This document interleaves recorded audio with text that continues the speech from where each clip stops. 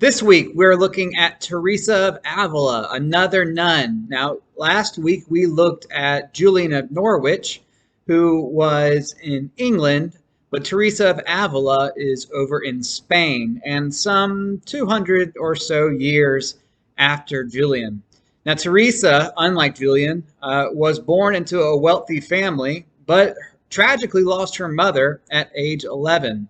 Went through a bout of trauma and depression, as you would expect. And at some point, her father sends her away to a school that is run by nuns. It's here where she becomes very religious, to the point where she started to look around later in her life and thought that the nuns that she was living with simply weren't religious enough.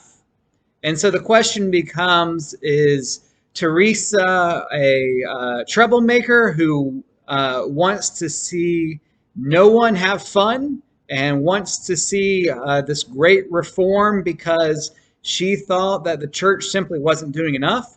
Or is Teresa someone of great spiritual growth and practice, and what she does to these different convents and abbeys all around Spain, when she goes through her great reformation of these 14 different religious sites, is it done out of love and compassion because she believed that the church needed to do more in the world?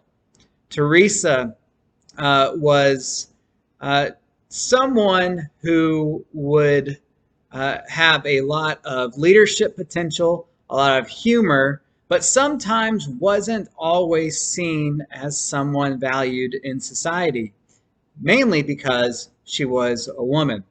Now, at this time in this part of the world, she did get to have some religious freedom and some leadership roles and used those to her advantage and ended up reforming 14 different convents and abbeys all across Catholic Spain at that time.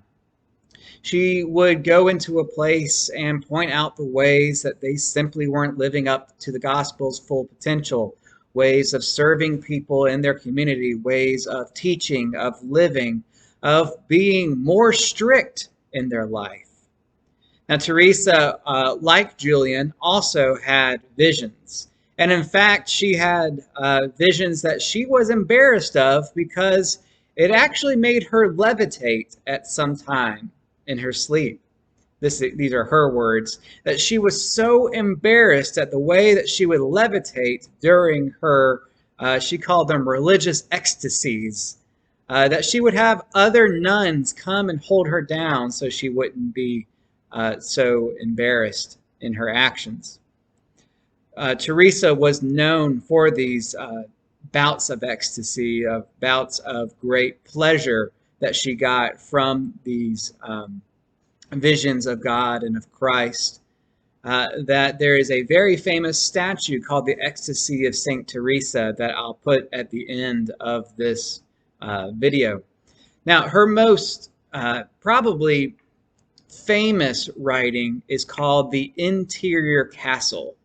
And it's about her idea of what it means to become more and more united with Christ, more and more united to the Spirit of God. It's about these 7 mansions, and she says that if understanding who God is means going and going deeper and deeper and deeper into your own self, then there must be steps within those selves. And you must take each step before you take the next step, so that you cannot just simply arrive at knowing who God is and uniting your soul with God, but there must be steps in between.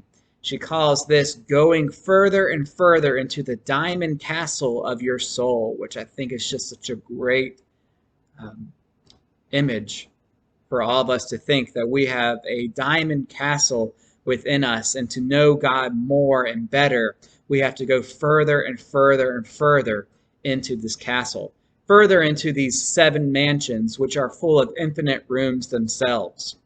John Wesley would use this or a similar understanding of how to walk about our own house of salvation, as he called it, about 400 years after she writes this interior castle. We know a lot about Teresa of Avila because she was someone who wrote a lot. In fact, has several autobiographies that you can easily find and buy. You are going to read today several different excerpts from the interior castle today. And keep in mind when you're reading them that she writes in a way that says that in order to move from room to room or from mansion to mansion, you have to walk through the prior one first. So you can't go from 1 to 4. You have to go from 1 to 2 to 3 to 4. And your ultimate goal is to get to number 7. And it's at number 7 where your soul completely unites with God. A way of thinking about it is what makes God's heart beat is what makes your heart beat when you come to that final mansion. And the other way around, that what makes your soul's heart beat is what God's soul's hearts beats for as well. It's going to be a reading experience if you've never read anything like this before. She's another mystic, which we talked about last week. I hope you enjoy reading about her, learning about her, and here's that great statue that is famous for her.